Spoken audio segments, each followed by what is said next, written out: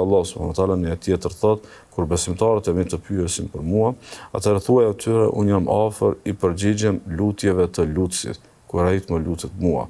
Prandaj thot, le të plotësoj ai thirrjen time dhe le të më besoj mua për të qenë në rrugën e drejtë. Kuptimi që fetalia jote është formë prej formave se si e rregullon raportin e lutjes me Allahun subhanahu wa taala.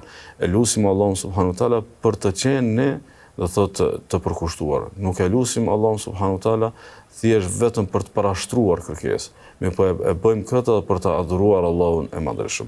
Dhe është shumë thelbësore që ta marrim si këshill që të adhurojmë Allahun subhanahu wa taala me lutje.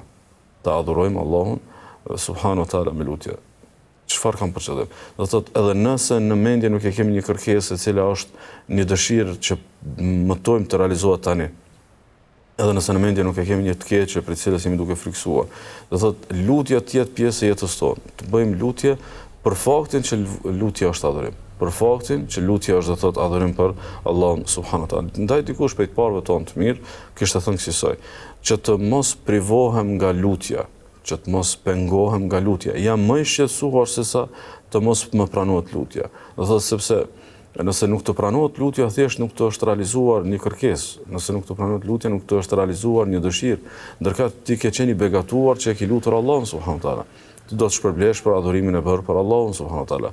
Ndaj duhet të qasemi temës së lutjes edhe nga ky ngutështrim, e që është bazë shumë e rëndësishme. Pa marrë parasysh pranimin, ajo vepër, do të thotë kjo vepër duhet të jetë e pranishme në jetën tonë.